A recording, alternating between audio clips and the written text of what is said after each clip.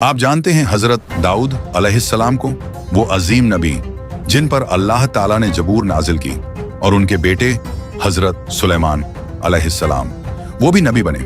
मगर जब बाप और बेटा दोनों नबी होकर एक ही मसले पर अलग अलग फैसला दें तो अल्लाह को किसका फैसला ज्यादा पसंद आया? चलिए देखते हैं। रात का वक्त था। एक गांव में एक शख्स की खेती थी। अंगूर का बाग फलों से भरा हुआ था। साल भर की मेहनत। पास ही दूसरे शख्स की बकरियां थीं।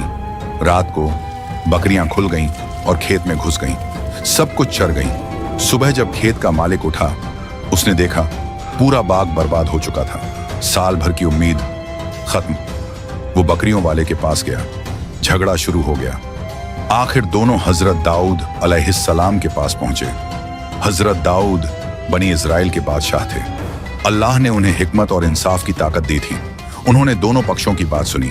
खेत वाले ने कहा, मेरी साल भर की मेहनत बर्बाद हो गई, इसकी बकरियों ने सब खत्म कर दिया।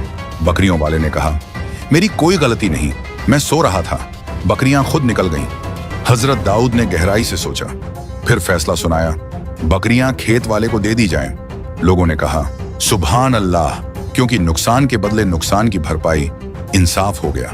मगर वहां एक नौजवान खड़े थे, हजरत सुलेमान अलैहिस्सलाम। उन्होंने अदब से कहा, ऐ अब्बा जान, अगर इजाजत हो तो मेरी भी एक राय है। हजरत दाऊद ने कहा, कहो बेटा। हजरत सुलेमान ने कहा, फैसला दुरुस्त है, मगर एक और रास्ता है जो दोनों के लिए बेहतर हो सकता है। बकरियां खेत वाले को दे दी जाएं, मगर हमेशा के लिए नहीं, कुछ समय के लिए। वो उनसे दूध ले, ऊन ले, फायदा उठाए, और बकरियों वाला खेत दोबारा तैयार करे, मेहनत करे। जब खेत फिर से पहले जैसा हो जाए तो बकरियां वापस कर दी जाएं। इस तरह खेत वाले का नुकसान भी पूरा हो जाएगा और बकरियों वाले की बकरियां भी बच जाएंगी। दोनों फायदा में, किसी का स्थायी नुकसान नहीं। सब हैरान रह गए।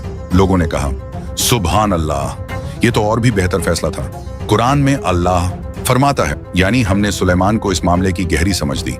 अल्लाह को सुलेमान का फैसला ज्यादा पसंद आया, क्योंकि उसमें इंसाफ के साथ रहमत भी थी, सजा के साथ सुधार भी था। लेकिन अल्लाह ने यह भी फरमाया, और हमने दोनों को हिकमत और इल्म दिया।